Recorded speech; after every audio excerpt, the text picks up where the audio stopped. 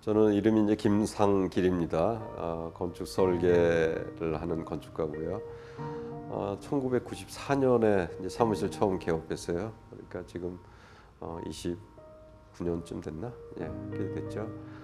서울시 공공건축가를 2012년부터 해서 6년간 이렇게 활동을 했어요. 지금은 이제 서울 공공건축가들의 사단법인인 서울건축포럼의 의장을 맡고 있습니다.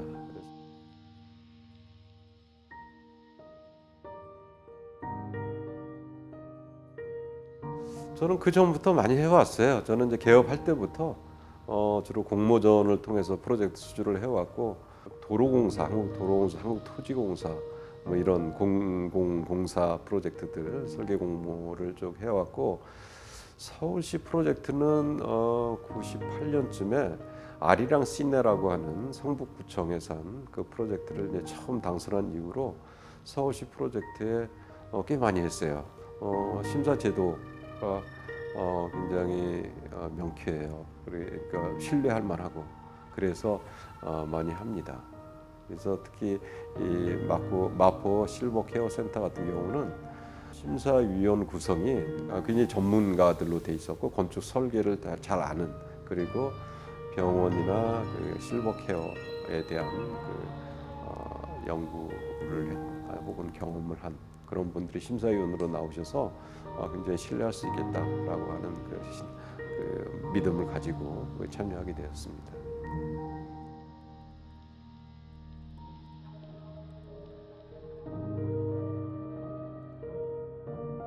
이제 그 마포 실버 케어 센터가 치매거나 뇌질환, 뇌혈관에 질환이 있어서 몸을 가누지 못하시는 분들을 공공에서 이제 케어를 하겠다 해서 서울시에서도 지금 이미 이제 여러 개 그런 케어 센터들을 이제 만들고 하고 있어요.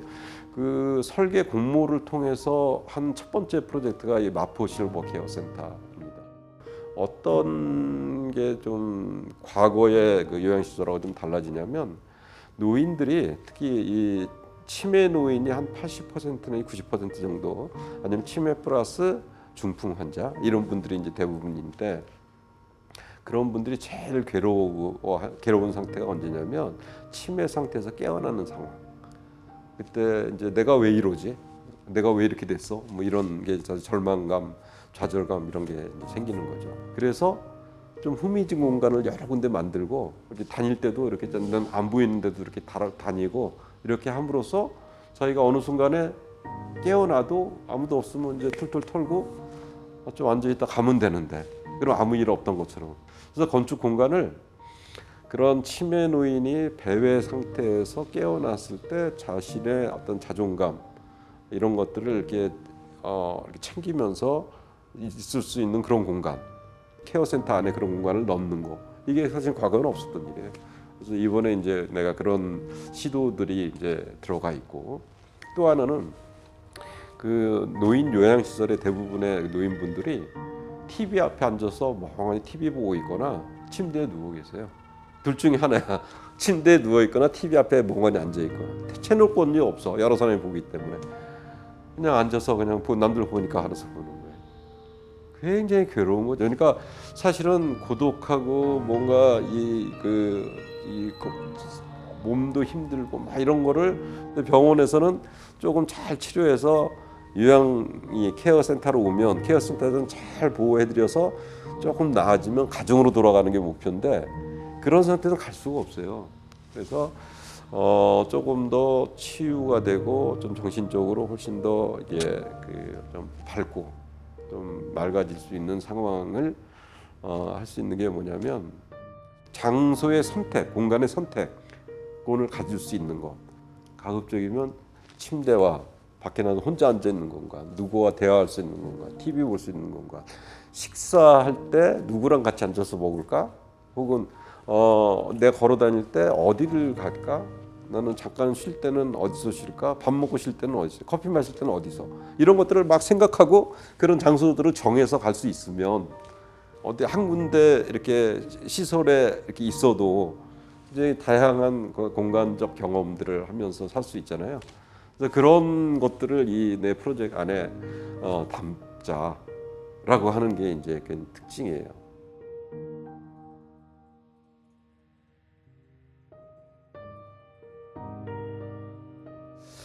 예를 들면 그 3층은 2층은 어떻게 할 수 없었는데 3층은 위에가 부분적으로 옥상이에요. 그래서 옥상을 이렇게 싹 들어 올려서 이 창문을 이렇게 천정 위에 여기가 천정이면 이렇게 벽이 이렇게 올라오고 여기에 천정을 들어서 이게 전문용어로 클리어 스토리라고 그러는데 고측장 이런 게 몇 개가 있어요. 이렇게 그런 방들이 있어요. 그러니까 침대만 있는 방인 줄 알고 들어갔는데 굉장히 높은 천정고와 거기에 빛이 이렇게 들어오는 외부에서 못했던 외부라는 게 복도 아니면 그 거실 이래서는 저는 못 느꼈던 공간이 그 실 안에서 그런 게 있어요. 아마 그거는 방문객이 찾을 수 있는 공간은 아니고 그러니까 우리 건물 구경하러 갔다 찾을 수 있는 공간은 아니고 입주하신 할아버지 할머니가 내 방에 와서 깜짝 놀라요. 이런 게 있었네. 그러니까 어떤 그 실버 케어 센터에서 그걸 어떤 기대하기 어려운 그런 거죠. 다들 이건 비용으로 생각해요. 그러니까 실버 케어 센터는 사업이고 노인 한 분 모셔다가 얼마 받고 얼마의 비용을 들여서 케어한다. 뭐 이 계산이 다 돼 있어요. 그래서 법적으로 지금도 치열하게 싸우고 있는 게 요양사 한 분이 노인 몇 분을 케어할 수 있느냐. 몇 분을 케어하게 하는 게 맞느냐 그걸 가지고 그 노인 고령 수가 그 수가를 결정하는 건데 어떻게 그런 공간을 써서 이렇게 빛이 들어오게 하고 넓은 공간 주고 이런 거 어렵죠. 근데 그런 게 방 한 그 5개 중에 한 3개 정도가 그렇게 돼 있어요. 이렇게 돼 있어서 색깔이 다 달라요. 빨간색 방도 있고 초록색 방도 있고 파란색 방도 있는데 가보면 깜짝 놀라는 그런 빛이 떨어지는 즐거운 방 이런 게 있죠. 재밌을 거예요.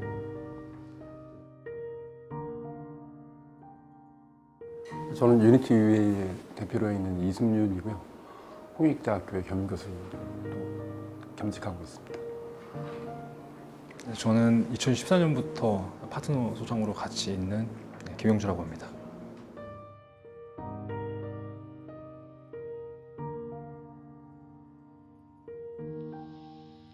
계기를 할 게 있나 늘 하는 거라서 하는 건데, 근데 이제 프로젝트 서울 사이트 열리고 난 다음에 이제 저희 초기부터 이제 했었는데요. 스페이스 살림 같은 경우에 초기에 스페이스 그 프로젝트 서울에 몇 년 안 됐을 때 좀 나왔던 거여서 그거 보고 이제 하게 됐죠.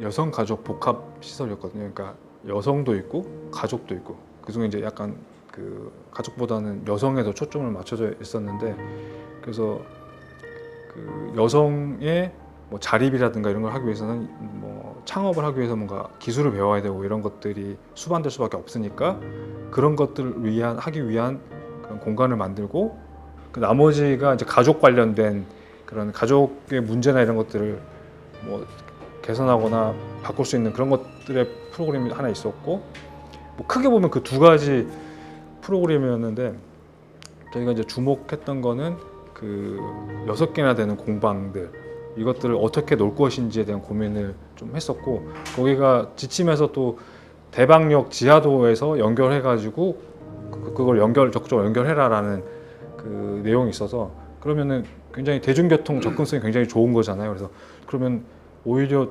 그 지하가 주출입이 될 수도 있는 컨셉이 될 수 있겠다 생각해서 그 지하도하고 만나는 레벨에서부터 시작해가지고 2개 층 그 2개 층 높이의 공간감을 가지는 큰 대공간을 지하에 만들고 지상은 상대적으로 많이 비워서 삼면이 도로로 되어 있거든요. 그래서 삼면 도로에서 다 자유롭게 접근할 수 있게 최대한 많이 비워서 약간 마을의 골목길 같은 느낌으로 만들자라는 그런 취지로 공간을 만들었었고요. 그래서 지하에 그렇게 큰 프로그램이 들어가다 보니까 그 지하의 환경의 뭐 채광과 환기 이런 것들이 중요하다 보니 13개나 되는 썬큰들이 있거든요. 지하 1, 2층에 크고 작은 썬큰들. 그래서 그런 썬큰들을 통해서 각 공방과 각 실에 빛이 들어갈 수 있게 하고 채광이 될 수 있고 환기도 될 수 있게 해서 그 지하를 돌아다녀 보면은 지하 같은 느낌이 전혀 안 들거든요. 그래서 그런 공간을 좀 만들려고 했었습니다. 그리고 이제 이게 프로그램이 되게 복합이잖아요. 교육도 있고 전시도 있고 그다음에 저희 설계할 때는 이제 그 기숙사는 아니고 연수 오신 분들이 단기 거주해야 되는 장소도 있고 그다음에 상업시설이라는 게 이제 만들었던 거 팔 수 있는 시설들도 필요하고 그다음에 밥 먹는 것도 필요하고 차 마시는 것도 필요하고 이렇거든요. 그래서 저희가 한 거는 이거는 프로그램이 대단히 가변적일 수밖에 없다. 언제까지 이렇게 있을 수 지금 저희가 실제로 했던 공방들 이런 것들도 공방으로 안 쓰이고 있거든요.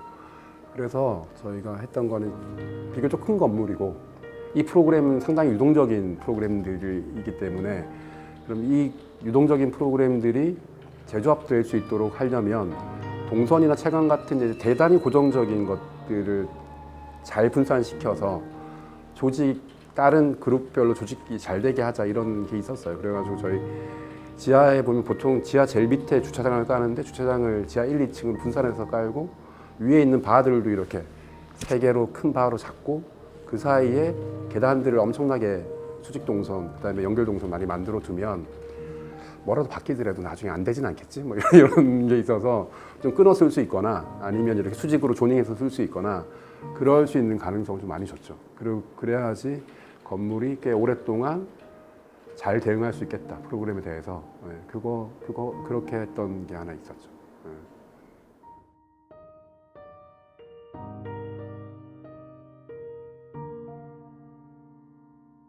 썬큰을 많이 팔 수밖에 없었고 그것 때문에 이제 지하가 훨씬 더 쾌적한 환경이 되는데 그러니까 단순히 이제 그 지하 쇼핑몰 지하철하고 연결된 쇼핑몰 보면 이제 그냥 통으로 돼서 가게들만 조금 나열되는 게 아니라 그 지하 자체도 약간 지상의 축소판 같은 느낌으로 길도 있고 다 비워진 데도 있고 막그 채광되는 썬큰도 있고 이렇게 만들어 놔서 사실은 살림을 딱 가면은 어디 이렇게 빵 터져가지고 보이는 그런 공간은 사실은 없어요. 지하도하고 연결돼서 들어오면 거기에 로비 같은 공간이 보이거든요. 지상은 어딜 찾아봐도 그런 로비 같은 공간이 전혀 없어요. 저는 그 방문을 하시게 되면은 그 13개의 썬큰을 다 찾아보는 재미가 쏠쏠하지 않을까. 내가 10개밖에 못 찾았네. 3개는 어디 숨어 있지? 뭐 이런 재미가 좀 있을 것 같아요. 그래서 그렇게 지하를 좀 한번 배회하다 보면은 좀 재미있을 것 같다는 생각이 들거든요. 같으면 뭐 퀴즈 내라고 하면 옥상에 저기 옥상 조경 있고 텃밭 같은 거 있거든요. 저기서 어디 곳을 하나 찍어서 내가 저기로 가볼까 하면 쉽게 갈 수 있어요. 못 가지 않아요. 걸어서 가서 계단으로 가든 지하로 가서 가든 어디로 가서 가든 갈 수 있는 길이 3개 이상은 있어요. 목적지로. 지금 저기 지하철에서 와서 우리 스페이스 하늘링 건물 보고 다시 여성가족 그 뒤에 있는 건물까지 연결되거든요. 이렇게. 그래서 어쨌든 저곳에 방문하는 사람들이 이렇게 연결해서 좀 한참 헤매다가 지하철을 탈 수도 있고 지하철에 온 사람들이 이렇게 하다가 다른 마을, 다른 레벨로도 갈 수 있고 크게 봐도 높이가 주변에 있는 그 골목길, 길과 접도되는 부분들이 3개 정도 이상의 높이 차이들이 있어요. 그래서 근데 그것들이 저희가 BF 인증되는 경사로 돼 있거든요. 자율급으로 18분의 1 경사로 다 연결이 돼요. 실제로도 잘은 안 보이지만 느끼려고 해보면 동선 체계는 엄청 잘 복잡하게 잘 돼 있는데 그게 다 BF로 다 되는 동선이고 그래서 저희가 저 유니버셜 디자인 수상하게 된 것도 실제로 그게 마른 쇼도 잘 안 되거든요. 그렇게 설계가 안 돼요. 하다 보면. 근데 그거는 이제 저희들끼리 엄청나게 머리를 굴린 건데 사람들은 잘 모를 수밖에 없지 알 수도 없고. 근데 실제로는 되게 힘들다. 해보면 숨겨져 있다. 잠시 말씀드렸는데 모든 설계는 당선되고 준공될 때까지 즐거운 일은 거의 없어요. 즐거운 일은 없고 투쟁의 연속이죠. 투쟁의 연속인 거고 설득의 연속인 거고 저희가 옛날에는 당선되면 되게 좋아했었거든요. 잘 모를 때는 당선이다 막 이러면 그게 끝인 줄 알았는데 실제 당선부터 시작이에요. 이제 당선부터 이제 전쟁의 서막이고 준공할 때까지 그러는데 아까 말씀드린 것처럼 공모전으로 지어진 건물이 공모전 그 제출안대로 그 유사하게라도 완공되는 게 실제로도 어려워요. 어려운 게 뭐 공사비 문제부터 시작해서 이제 각종 고려해야 될 인증들이 많거든요. 인증들도 많고, 그다음에 이슈들도 많고, 그다음에 그 이해관계자들도 엄청 많아지고, 그러면 막 이렇게 하다 보면 이렇게 되는 거였었고, 저희도 이제 각종 그 상반되는 심의 결과들이 엄청 많이 나왔었고, 뭐 지하 수위 보는 분들은 땅을 어떻게 하면 덜 파냐에 관한 문제고, 구조는 어떻게 하면 이 집이 안정하냐의 문제니까 구조를 대하는 태도가 완전히 달라요. 완전히 다른 것들이 있는데, 다행히 저희는 그때 기획위원 분들이 그런 심에 적절하게 개입을 해주셔서 좀 유지가 됐던 건 상당히 고맙고 감사한 일이고, 그 다음에 심지어는 저희가 13개의 성큰이 있는데 성큰을 다 막으라는 거예요. 사람이 거의 눈 와서 미끄러지면 다쳐서 어떡하냐, 누가 책임질 거냐, 뭐 거기에 뭐 맥산으로 막아라, 뭐 이런 말도 안 되는 일들이 많고, 저희가 막 그럼 우리 계단을 차라리 다 빠야지 성큰을 못 뺀다 막 그러고 있었거든요. 그러니까 그러면 뭐 어쩌고저쩌고 막 이런 일들이 비일비재해요. 비일비재한데 저희가 결국은 어쨌든 큰 틀에서는 공모전 안에서 거의 다 지켜서 완공한 게 되게 보람차고 기쁜 일이었죠. 예, 완공됐을 때 하이파이브 하고 끝내 고발은 안 당했다 막 이러면서 막 싸울 일이 많거든 실제로. 나중에 보면 시공사들도 그렇고 뭐 결국은 이제 그 되고 공모전 당선되고 짓기까지는 설계 거의 2년 가까이 하고 시공하고 한 6년 7년 걸리거든요. 저 정도 규모 건물은. 그 동안에 이제 마음도 많이 상하고 스트레스도 많이 받고 했지만 결국은 그래도 우리는 공모전안과 거의 유사하게 건물이 나와서 엄청 기뻤죠. 제일 마지막에 한 번 웃고 그 사이는 늘 싸우는 일이고 그런 거죠. 안녕하세요. 건축사 사무소 아크바디의 김성환입니다. 네, 저는 대학원을 졸업하고 나서 바로 이렇게 사무실을 만들었어요. 그래서 2002년도에 사무실을 만들어서 그 당시에 이제 원래 전공이었던 뭐 노인 병원이라든지 노인 주거, 요양원 이런 건축을 한 10년 동안 계속 했어요. 그러니까 다른 사무실을 다녀본 적은 없고, 그래서 그러니까 어떤 기능적인 그런 그 민간 건축을 하다 보니까 어떤 건축적인 이상을 이렇게 좀 이렇게 실현하는 데는 한계를 많이 느꼈어요. 그러니까 최근까지 뭐 장지 차고지 입체화 사업이라든지 뭐 용인 뭐 종합복지 사회복지관이라든지 그런 어떤 공공성과 그 일상성에 대한 그런 주제를 중심으로 해서 공공건축을 하고 있습니다. 네.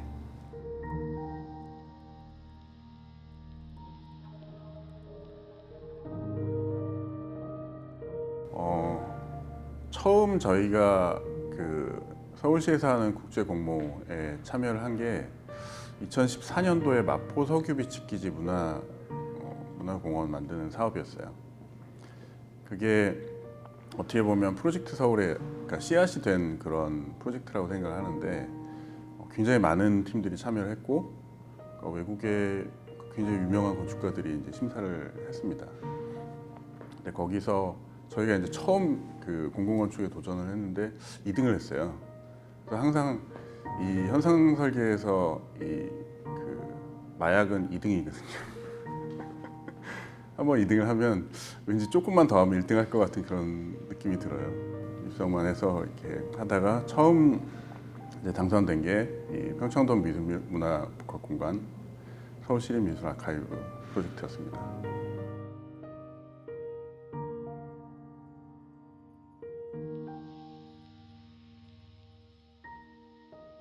이 평창동 미술문화복합공간 프로젝트는 굉장히 특이한 그 설계 조건이 있었어요. 뭐냐면 각각 떨어져 있는 4개의 대지가 있어요. 그러니까 대상 사이트가 하나가 아니고 4개로 떨어져 있습니다. 그래서 이 저희가 생각했던 가장 중요한 컨셉은 이 4개의 그 사이트에 각각 들어가는 건물들이 어떤 그러니까 도시 조직에 가깝게 구성 요소로서 이제 작동을 하고 각각 기능이 그러니까 물리적으로 이렇게 직접 연결되는 게 아니라 각각 자리에서 이렇게 기능이 싱크되도록 동조되도록 하는 그런 개념으로 계획을 했어요. 탈중심이라는 거는 어떻게 보면 어떤 공공시설들이 어떤 중심 공간이 있고 거기서부터 어떤 그 위기에 따라서 그 기능이 이제 그러니까 펼쳐지는 게 보통인데 그러니까 저희가 생각했을 때 이 그 서울시립미술아카이브 평창미술문화복합공간은 굉장히 이렇게 좀 다원적인 공간이었으면 좋겠다 생각을 했습니다. 그래서 어떤 입구가 특정되어 있는 게 아니고 다방면에서 이렇게 진입될 수 있고 공간이 이렇게 내외부 공간이 서로 이렇게 연결될 수 있는 그런 공간을 상상을 했어요. 평창동에 한 120개 정도의 갤러리가 있다고 그래요. 그래서 원래 지금은 그런 갤러리나 아틀리에가 이제 강남 쪽으로도 많이 옮겨가고 뭐 여러 군데로 이제 있지만, 그러니까 한국 근현대 미술의 어떻게 보면 그 요람이다라고 할 수 있죠. 그러다 보니까 굉장히 연세 많으신 작가분들이나 그런 컬렉터들이 많이 계세요. 그래서 평창동에 그런 미술 관련된 그런 시설들이 많음에도 불구하고 그 중심되는 시설은 없습니다. 그래서 서울시립미술관에서 이런 기획을 하게 된 이유는 그러니까 그러니까 어떤 미술의 결과물인 작품뿐만 아니라 중간 과정의 그런 어떤 산물들을 좀 아카이빙할 필요가 있다라는 면에서 보면 굉장히 중요한 그 미술사적으로 굉장히 중요한 기능을 하게 되죠.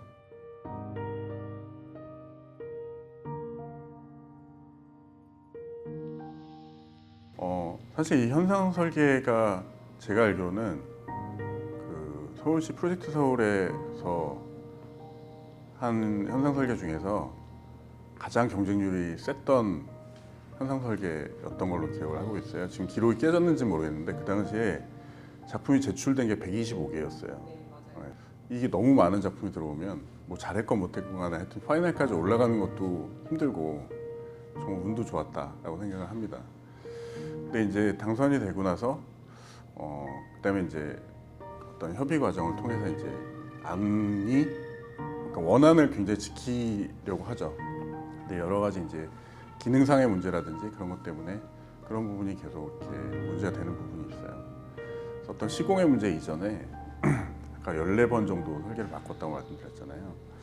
그 이유가 이제 4개의 사이트로 나눠져 있는데 기능이 그렇게 분화되어 있다 보니까 예를 들면 아카이브라든지 연구시설이 떨어져 있게 원래 계획이 돼 있었어요. 그러니까 사실 같은 레벨이죠. 그러니까 같은 레벨에 맨 위에 그 수장고가 있고 그러니까 연구동이 따로 떨어져 있었는데 그거를 통합해야 된다라고 이제 서울시 쪽에서 굉장히 이렇게 강력하게 요구를 하셨어요.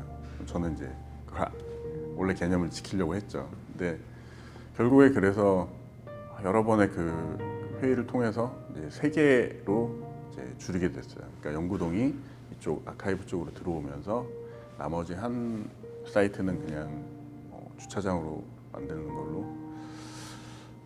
그때 느낌은 사실 그러니까 그 맨 처음 이제 설계했던 설계자로서의 느낌은 손가락을 하나 자르는 것 같았어요. 네.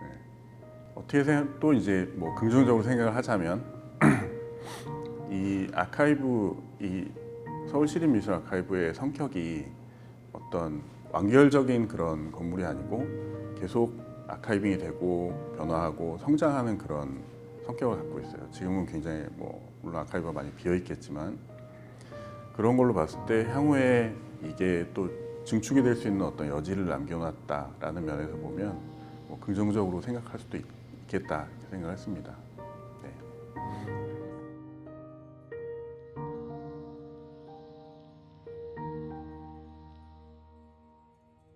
근데 이 저희 시립미술 아카이브 같은 경우는 이 배치 계획 자체가 어떻게 보면 일반적인 그 배치의 형식하고 많이 다릅니다. 근데 그런 것보다 제가 생각했던 이 서울시립미술 아카이브의 그 어떤 주된 개념 중에 그러니까 일상성이라는 걸 생각을 했어요. 이 건물에 대해서 느꼈으면 하는 부분은 이게 어떤 목적을 갖고 여기에 와서 뭘 해야겠다라는 게 아니고 그냥 지나가다 무심히 이렇게 들어와 가지고 보면 이제 옆에 책장이 있어요.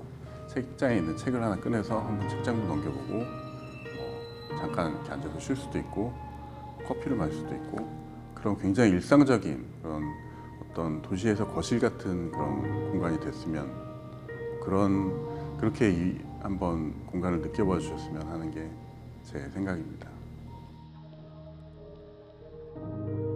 네, 전 건축가 조진만입니다.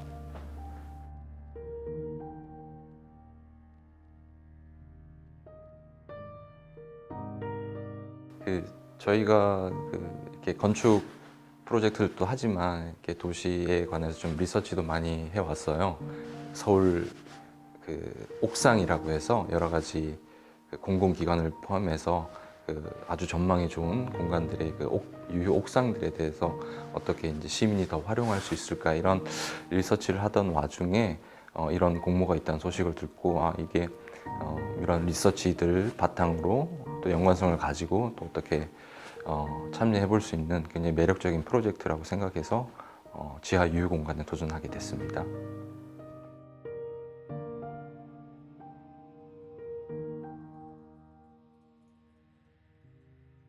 예, 이 공모는 서울시 공공건축가들 대상으로 1차적으로 먼저 제안 공모 형태로 말씀하신 시작이 됐고요.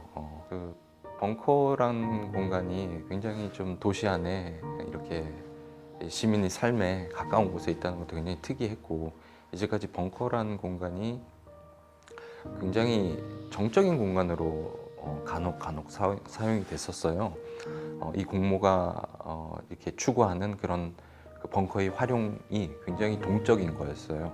그리고 좀 더 일상의 삶에 더 밀접한 것이었고, 그런 것들이 더 나아가서 우리 어린이들, 청소년들이 또 활용한다는 미래의 또 꿈나무들이 그것을 또 가치 있게 활용한다는 측면에서는 상당히 이게 좀 없던 새로운 형태의 어떤 건축이 될 수 있다 이렇게 생각을 해서 관심을 가지고 참여를 했습니다. 굉장히 이제 밀도가 높은 고층 아파트들로 빽빽히 채워진데 이 벙커가 위치하고 있었고, 이 20개 교육기관에서 이용한 학생들이 그만큼 상대적으로 뛰어놀 만한 공간이 부족했던 그런 동네였어요.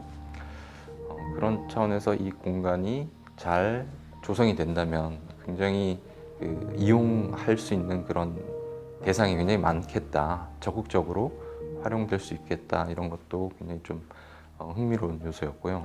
일대가 굉장히 경사가 심한 지역이었고, 그 경사가 가장 높은 곳에는 노량진 근린공원이라고 하는 이런 공원이 있었어요. 그 산책로 하부에 이제 벙커가 있었고요.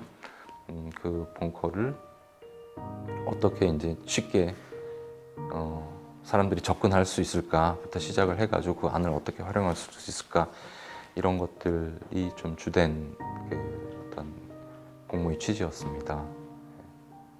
처음에 저희가 공모 시작할 때 이 벙커의 사이즈를 파악해 보니까 이게 16m 폭이 있었고, 길이로는 한 36m, 높이로는 한 10m 정도 돼 있었어요.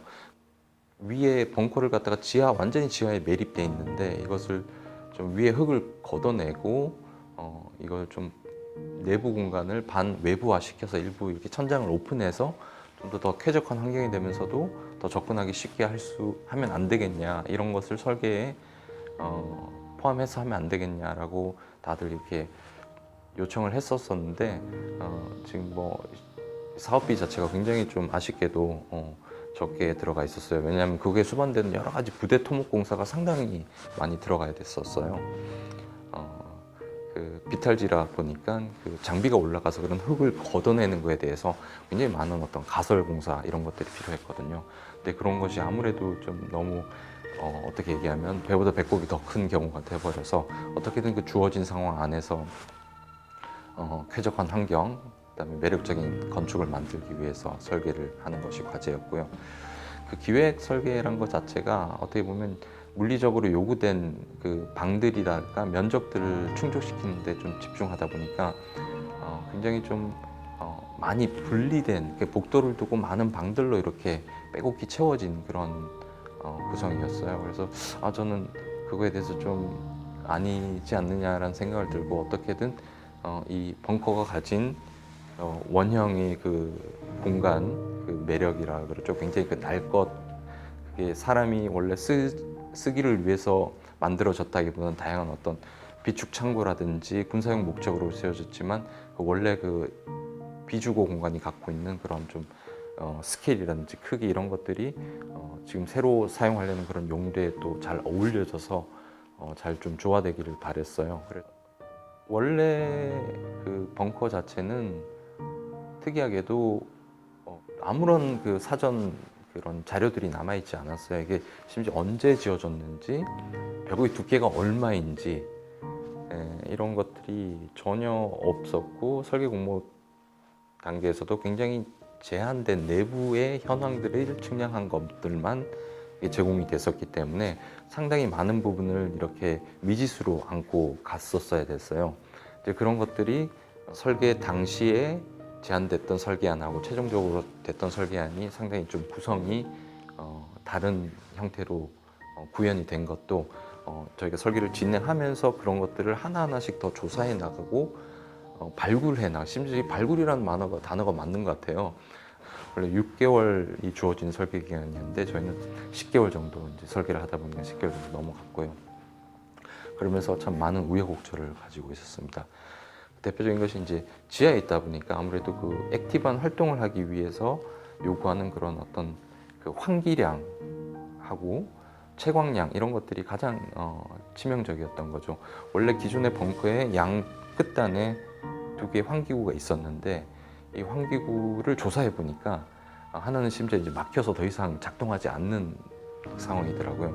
하지만 이 시설 자체는 뭐 20년, 30년 지나도 이용해야 되는 것이니까 뭐가 들어와도 나중에 바뀔 수 있는 그런 구성의 프레임이라고 하나요? 그런 큰 틀을 어떻게든 만들어 놓고 그 안에서 시간이 지남에 따라 다양한 가변성들이 일어날 수 있도록 그렇게 설계를 하는 것이 저희 어떤 주된 설계 포인트였습니다. 방금 말씀 주신 바와 같이 이게 원래는 군사지역으로 쓰였던 지하 벙커였잖아요. 네. 그래서 공개된 자료가 별로 없었다고 전혀 없었다고 말씀드릴게요. 예.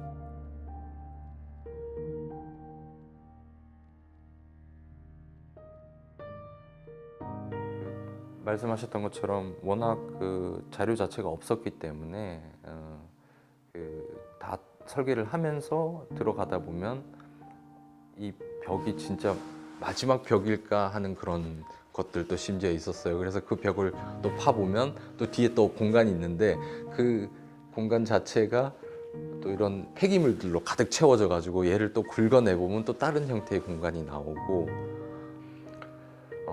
심지어 이제 벽의 두께가 얼마인지도 몰라서 저희가 그 벽을 또 드릴로 이제 뚫어서 보고 그래서 그러니까 1m 10cm 정도 되는 어마어마한 벽이 또 나오고 모든 것을 고고하게 해서 발굴한다는 느낌으로 진짜 발굴하면서 들어갔던 것 같아요. 그 벙커라는 게 뭐 오래돼서 자료가 없었을 수도 있고 그 벙커라는 그런 군사 시설 자체의 그 관리 체계가 뭐 그렇게 명확하게 있지 않아서 어디서 그런 자료가 있었을지 모르겠는데 저희가 이제 찾아본 결과로는 그런 것들이 또 전혀 없었고요. 그런 상황에서 이 참 프로젝트는 특이했던 것 같아요. 그 이후에는 그 벙커로서 군용 벙커로서의 목적이 사라지고 나니까 방치되다가 한때는 그 지역의 주류업자가 그것을 임대해가지고 거기를 그 와인 저장고로 또 사용했던 그런 기록도 남아 있었어요. 그러니까 이게 도대체 언제 누가 어떤 목적으로 어떻게 써서 어떻게 관리됐다는 레코드가 하나도 없었는데 어찌됐든 이것을 지금 현실에서 앞을 위해서 사용하는 그런 굉장히 쾌적한 공간으로 만들어야 되는 그런 또 부담이 있어가지고 좀 너무나도 우여곡절이 많았던 프로젝트입니다.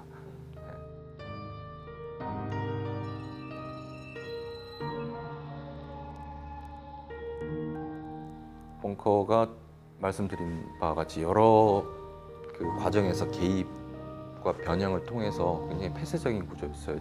쭉 다 시각적으로 보행적으로 연결이 되게 해주는 그런 입체적인 어떤 광장과 길 그리고 그런 어떤 방들을 구성한 거를 한번 보시면 이게 어떻게 서로 소통하는 구조를 만들어냈구나 뭐 이런 좀 의도를 읽으셨으면 좋겠고 다음은 그 벙커의 그 아주 압도적인 그 이 아치 형태의 천장을 봤을 때 그걸 가장 잘 느끼는 것은 밑에서 보는 것과 제일 꼭대기에서 보는 거예요. 그 제일 높은 점에 도달하기 위해서 저희가 이 슬래브를 층을 하나 이렇게 띄워가지고 이렇게 굉장히 이렇게 아슬아슬하게 매달아서 그 올라가면 거기에 이제 몬스테라라든지 또 이런 친근감 느낄 수 있는 그 자연을 모태로 한 그런 요소들과 함께 그 벙커 전체의 볼륨을 이렇게 조망할 수 있는 그런 쉼터가 위에 조성이 되어 있습니다. 그런 공간 하나 보시는 것과 벙커 입구 쪽에서 쭉 진입을 해서 들어가실 때 그 딱 가장 넓은 공간이 홀이 나오는데 그 입구 통로와 홀이 만나는 부분의 측면에 저희가 이 벙커에 원래 가지고 있던 그 구조체의 깊이와 단면을 볼 수 있는 그 구간을 남겨뒀어요. 예, 그래서 그 굉장히 그 터널의 구조물의 그 원 구조체를 이렇게 굉장히 압도적인 그 벽을 볼 수 있는 그런 또 순간이 있습니다. 네, 저는 송하엽입니다. 중앙대학교 건축학부 교수이고요. 천장은 교수와 같이 서울공예박물관을 설계했습니다. 네. 네, 천정환입니다. 저는 경희대학교 건축학과 교수고요. 학교에서 학생들 가르치고 있고 건축 설계 작업도 병행하고 있습니다.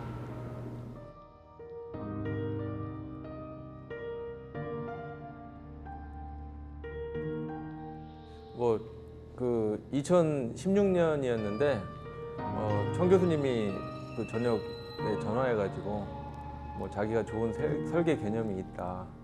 그래서 커피숍에서 9시에 만나가지고 휴지에다가 그리더라고요. 그래서 내가 이렇게 하면 떨어진다.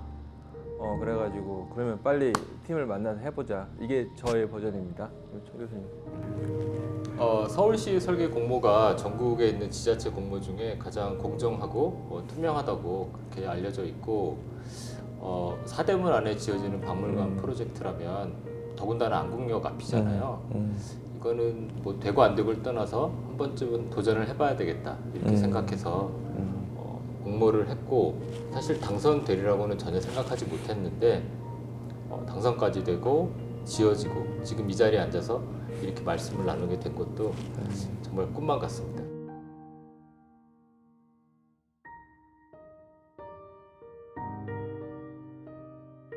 너무 오래돼서 좀 생각이 잘 안 나는데 저희가 그 설계를 할 때 그때 2016년 11월, 12월 이럴 때였어요. 어수선해서 그때 열린 단지를 만들자, 열린 공간을 만들자 좀 그런 얘기가 많이 있어서 저희도 웬만하면 기존 거를 잘 지키면서 열린 박물관 이렇게 만들자 그런 생각을 기본적으로 했습니다. 저희는 이 땅에 있었던 안동별궁과 풍문여고의 역사를 최대한 존중하려고 노력을 했고요. 몇 가지 이제 생각했던 게 있는데 방금 송 교수님이 말씀하신 대로 막혀있던 길과 길을 열어서 사람들이 모일 수 있는 그런 광장으로 만들자 이런 생각이 있었고 그 공영관 안에 보시면은 은행나무가 있어요. 400년도 넘게 그 자리에 있었던 그 은행나무인데 이 은행나무를 박물관 어디에서나 최대한 잘 보이도록 만들자 이게 또 하나였고 새로운 것을 덧붙이고 다시 만들더라도 풍문여고 졸업생들이 너무 낯설지 않도록 기존에 있던 감성, 느낌 이런 걸 최대한 가져가도록 그렇게 노력했습니다.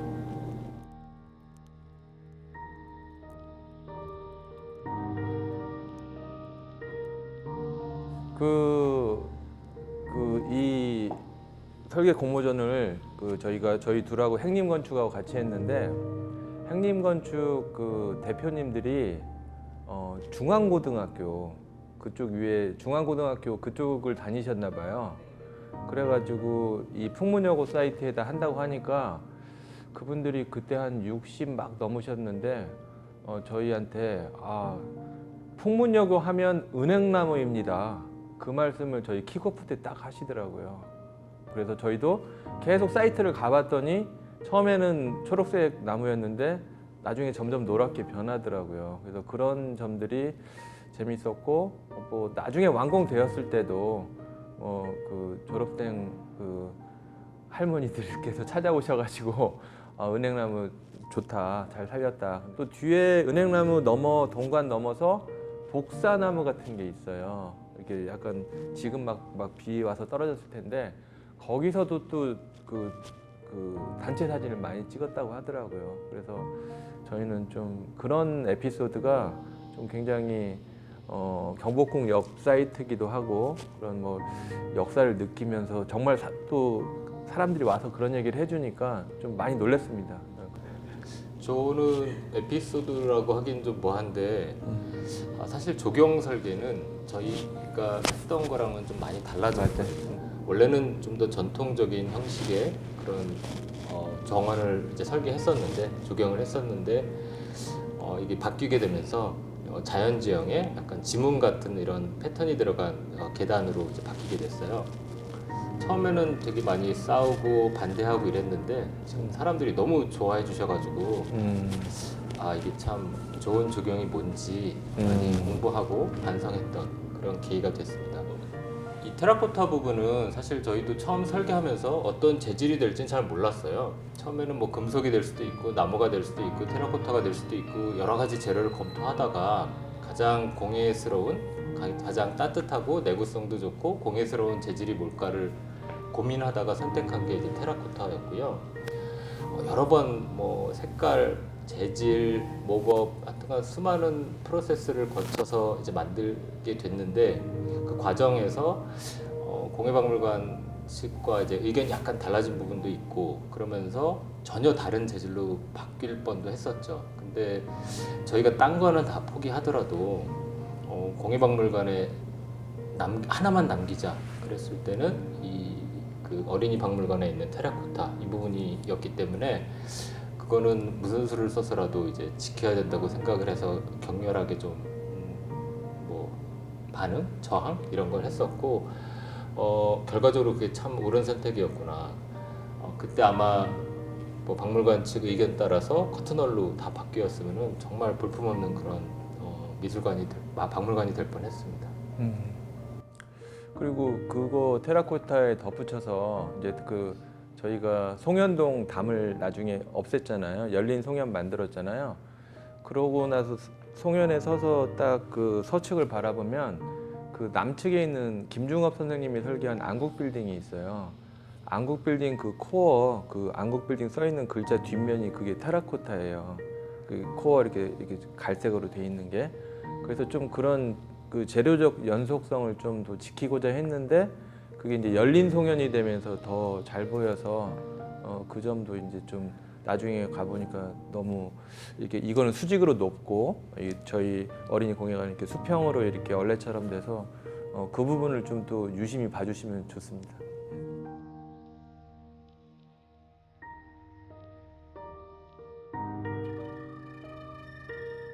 저는 기본적으로 제일 좋은 부분은 물론 은행나무 주변이 될 텐데 그 본관 앞에 서서 이렇게 바라본 모습이 본관이 가진 질서 어떻게 보면은 되게 볼품없는 옛날 학교 건물이었는데 지금 보시면은 어떻게 보면 유럽에 있는 어떤 고성같이 느껴지기도 하고 뭔가 역사와 전통이 느껴지는 어떤 품위가 느껴지는 그런 건물로 바뀌었다고 생각이 되고요. 또 우측에 보시면은 그 프리캐스트로 만들어진 그 과학관이죠. 이 건물도 그냥 옛날 걸 털어내고 깔끔하게 정리했을 뿐인데 훨씬 빛나는 점이 오히려 저희가 욕심을 줄이고 기존에 있던 거를 이렇게 살리려고 노력했던 이런 모습들을 잘 봐주셨으면 감사하겠습니다. 저희만의 생각인데 이제 저희가 초기에 그 설계할 때 그 얘기를 했거든요. 요거는 앞에 화강석이나 거기는 월대고 본관은 어떻게 보면 종묘의 벽같이도 생각할 수 있다.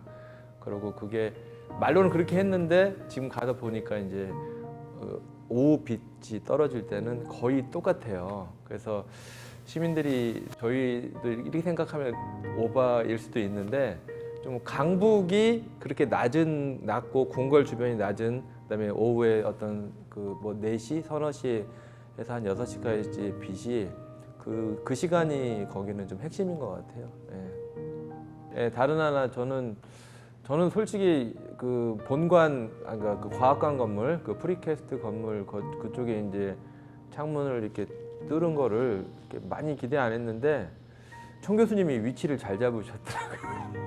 그 오른쪽 3층 정도에 뚫은 게 딱 인왕산을 보이는 뷰로 되거든요. 그래서 그 본관이 가리고 있는데 저희가 최대한 과학관에서 남쪽에서 그쪽을 뚫어가지고 본관 넘어 이렇게 인왕산이 보이게 한 포인트인데 저도 그때 그것까지는 생각 못했는데 그 부분을 청 교수님이 아주 위치를 잘 잡으셔가지고 아주 고맙게 생각하고 있습니다.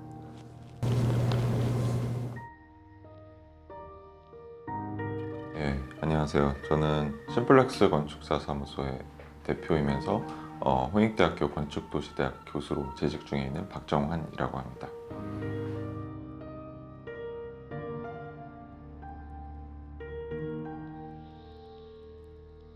종암사거리 고가하부 공간 설계 공모 같은 경우는 규모는 좀 작았지만 이제 고가하부의 어떤 그 시민들을 위한 어떤 공간들을 고가하부 공간을 탈바꿈해서 만든다는 그런 취지나 그런 프로젝트의 성격이 좀 재미있어서 참여를 하게 됐습니다.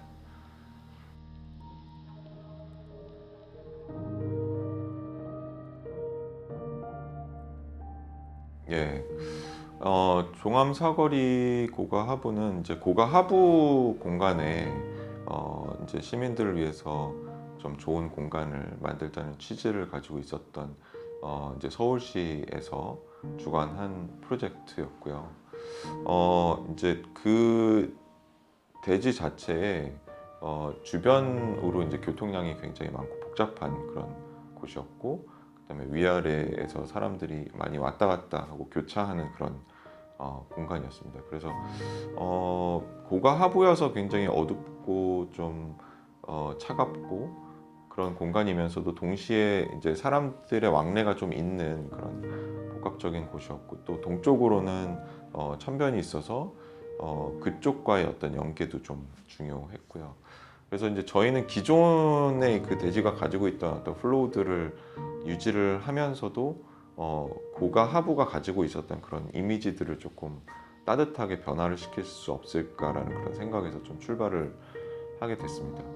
그래서 저희는 이제 그 땅에 그 분절된 메스들을 놓고 그 사이를 사람들이 좀 자유롭게 통행을 하게 했고요. 또 하나는 사람들이 이제 내부로 들어오면서 또 그 플로우들이 유지가 됐으면 좋겠다는 그런 생각을 해서 내부의 공간들도 약간의 어떤 공공보행로로서의 어떤 성격을 가지게 되면서 사람들이 내부에 들어가고 다시 나가고 길을 다시 가고, 그다음에 들어왔을 때 또 안에 있는 공간에서 좀 휴식을 취하기도 하고 그런 것들이 전체적인 프로젝트의 개념이었고, 또 하나는 그 공간에 어떤 따뜻한 느낌을 주기 위해서 목재를 좀 주로 사용을 했으면 좋겠다고 생각을 했는데 원래는 사실은 목구조로 전반적으로 좀 만들고자 하는 그런 의도가 있었다가 어떤 공간의 크기라던가 이런 것 때문에 메인 구조는 철골 구조로 하되 거기에 이제 목재를 덧대서 목재와 철골조의 어떤 조화를 이루는 그런 건물을 만들고자 했습니다.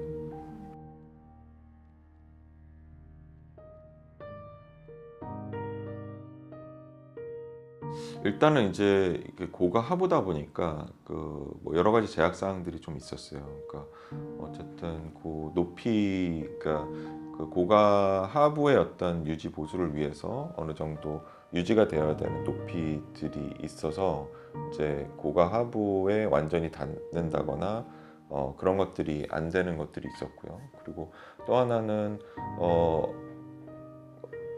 사전에 어떤 조사가 되기는 했지만 그 공사가 이루어지면서 그 또 높이와의 관계에 있어서 조금 약간의 오차들이 있어서 그런 부분에서 조금 공사 단계에서 수정돼야 되는 부분들도 있었고요. 좀 어려웠던 부분은 이제 그 하부에 그 천이 지나가는데 말하자면 일종의 다리 위에 얹혀져 있는 그런 모습인데 그 하부에 이제 보통은 저희가 이제 땅 위에 건물을 짓게 되면 그 하부에 어떤 정보들을 미리 조사를 해서 그 조사된 내용을 바탕으로 해서 이제 기초라던가 뭐 구조들이 이제 설계가 되어야 하는데 그런 정보들이 미리 제공이 될 수가 없는 상황들이 있었어요. 예. 그리고 이제 시공업체가 선정이 돼서 시공업체가 다시 이제 그 공사 안에서 조사를 해서 거기서 이제 결국은 예상과 좀 달랐던 부분들이 있어서 그거에 의해서 좀 변경이 되는 부분들이 있었거든요. 뭐 레벨이라던가 뭐 그 하부의 기단부라던가 뭐 이런 것들이 그 현장의 상황에 따라서 다시 변경이 돼야 되는 부분들이 있어서 그런 부분들이 이제 그 설계 단계에서 뭐 변경이 되고 공사 단계에서 다시 또 시공사랑 발주처랑 논의를 해서 안을 조금 조정을 하고 뭐 그런 식으로 해야 됐던 부분들이 조금은 그런 것들이 정보가 미리 있었으면 더 설계 단계에서 세밀하게 할 수 있었을 텐데 하는 좀 아쉬움은 있습니다.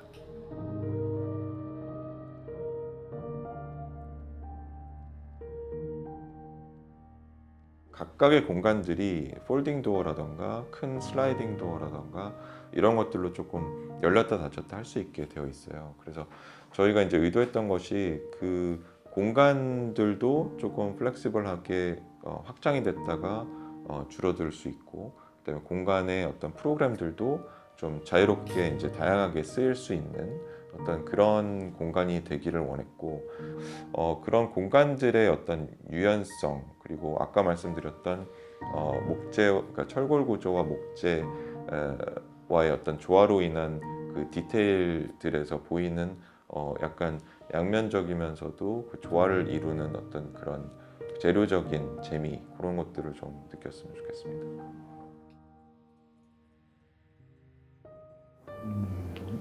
네, 안녕하세요. 저 정재원입니다. 저는 경희대학교 건축학과에서 학생들을 가르치면서 작업을 하는 건축가 교수입니다. 그러다 보니까 자연스럽게 기존의 기성의 어떤 건축가들하고 조금 다르게 이 땅에 이 시대의 우리나라 집들은 어때야 될 건가, 그리고 우리나라에 나는 집들의 재료는 어때야 될 건가, 공간이 어떻게 되어야 될 건가, 그런 어떤 방법을 가지고 생각을 가지고 제자들하고 같이 고민하면서 작업하고 있습니다.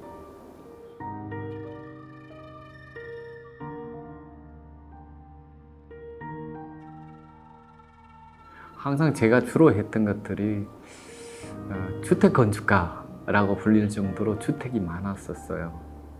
개인 건축을 하다 보니까 왠지 한편에서 허전함이 있죠. 건축이라 그러면 다수를 위한, 시민을 위한 건축이 되었을 때 그 가치가 있을 것 같은데, 그런 생각을 항상 좀 아쉽다라는 생각을 가지고 있다가 나도 한번 작은 규모의 현상이 나오면 의미 있는 게 나오면 해봤으면 좋겠다, 이런 생각을 하고 있었던 차에 지명으로 이렇게 일을 좀 참여해달라는 그 부탁을 받았어요. 저는 항상 생각하고 있다 보면 그게 자연스럽게 일이 진행됐던 것 같아요. 제가 어떤 꼭 이걸 참여하겠다는 생각보다 지명을 받아서 자연스럽게 거기에 참여하게 됐고, 그러고 나서 당선이 됐던 것 같아요. 공공을 위한 걸 한번 해보고 싶다는 생각에서 강한 도전, 이런 생각을 하게 됐죠. 그런데 가장 큰 부담스러운 건 망우리 역사문화공원 안에 해야 된다는 거, 그 장소에 대한 굉장한 부담이 있었어요. 장소를 가봤더니 정말 이렇게 대충 해서는 안 되겠고, 제가 거기에 굉장히 사명감, 여기에서는 어떤 건물이 들어서야 될 건지에 대한 굉장히 부담감이 있었어요. 저도 처음 알았었는데 현상하면서 망우리는 논어 수위편의 나기망우에서 나왔더라고요. 나기망우. 그러니까 돌을 닦아서 근심을 잃는다라는 되죠. 그래서 근심을 잃는다, 망우. 그런 곳이죠. 그리고 두 번째로 제가 거기 가서 여러 번 갔었어요. 현상 진행하면서 안 풀리더라고요. 그래서 가서 답사를 하면서 와, 여기에는 정말 대단한 분들이 계시는구나. 대표적으로 도찬 안창호 선생님이 계셨고요. 지석영 선생, 그리고 우리가 알고 있는 만해 한용운 선생님, 과거로서는 이중섭 선생님, 그리고 등등 굉장히 방정환 선생님, 굉장히 많은 분이 지금 거기 계시더라고요. 그래서 여기가 이런 곳이구나.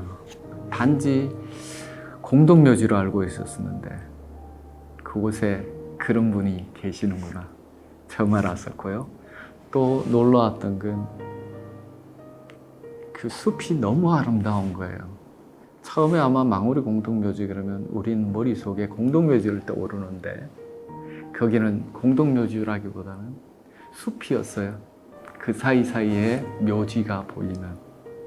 그리고 아마 한 50년 이상 만장이 되고 나서 50년 지나다 보니까 생태계가 굉장히 안정화가 되고 원시림으로 만들어져 있었던 거였어요. 그래서 그런 좋은 터에 제가 건물을 짓는다는 게 굉장히 조심스럽고,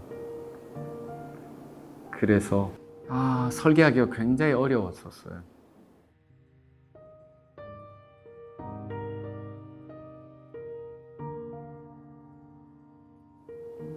설계 의도는 아까 잠깐 말씀드렸듯이 그 역사적인 의미 있는 장소에서 저는 그 건물이 드러나기보다는 그 장소가 드러났으면 좋았을 것 같아요.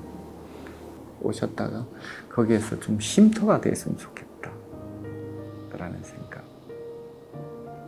그러다 보니 건물이 드러나기보다는 그 장소가 드러나고 그 풍경이 드러나고 그 불편함이 없어야 되고 그 여정의 한 부분이었으면 좋겠다는 거죠. 역사문화공간을 쭉 산책하고 내려오면서, 그래서 거기에서 보면 설계할 때 전 실내화하는 걸 없어요. 거의 그 실들을 단순화시키고 전부 다 외부 동선으로 전부 다 만들었죠. 왜냐하면 누구나 다 쉽게 들락거릴 수 있고 쉽게 이동할 수 있고, 그리고 자연스럽게 그 등산로의 일부분이 됐으면, 이런 생각들을 했었었죠. 긴 건물, 땅에 120m에 폭 20m인데 거기에 아래층 회랑과 위층에 긴 120m의 전체 길이의 동선으로 만들어놨어요. 그건 뭐예요? 산책로의 연속이기.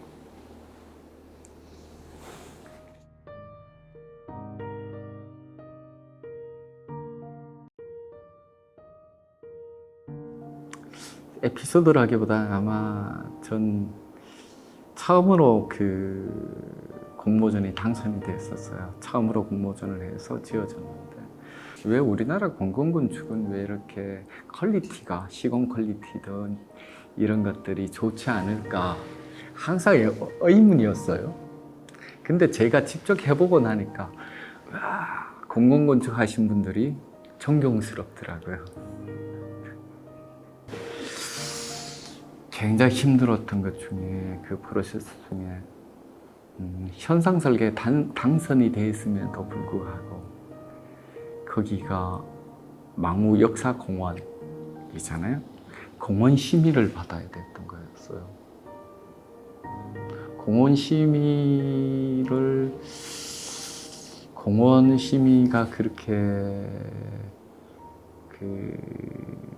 힘든 줄은 처음 알았어요. 왜냐하면 그분들의 관점에서만 건축물을 보는 거죠. 예를 들면 이게 전체가 어떻게 어우러져야 되기보다는 그분들의 어떤 심의하시는 분의 관점에서 이걸 보다 보니까 제가 심의를 3번 받고 봤었어요. 재심 해서 3번째 드디어 통과를 했었고요. 공원하고 상관성이 굉장히 떨어지는 건축 부분까지도 바꿔달라는 요구가 있었었죠. 그러다 보니까 건축가의 생각하고 조금의 다른 부분들이 있지 않겠습니까? 그래서 그런 부분도 어려웠었고 그걸 관찰해내는데 굉장히 많은 시간이 걸렸었어요. 에너지가 들고 시간이 걸렸죠. 그러고 나서 이제 설계 과정에 있어서 제가 기존에서 왔던 재료들을 전혀 쓸 수가 없었어요. 모든 물건들은 나라 장터에 등록된 것들을 써야 되고 그 품질이라는 건 사실은 뭐랄까요, 기존 시중에서 쓰는 그런 거와 굉장히 동떨어지는 거, 그런 조금은 조악하고 열악한 것들 아무리 선택하더라 그 선택의 폭이 굉장히 좁았다라는 거, 그런 부분이 굉장히 그 디테일을 표현한다든가 어떤 재료를 쓰는데 한계가 있었었죠.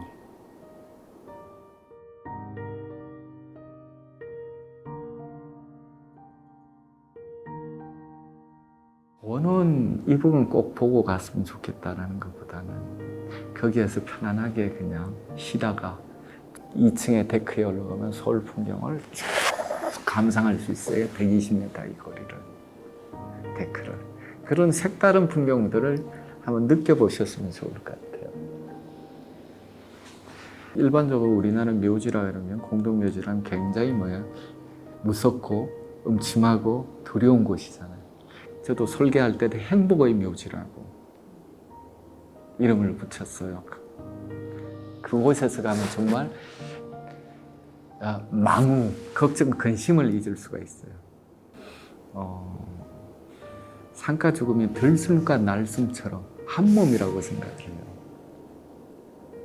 우리도 죽으면 어때요? 그렇게 되잖아요.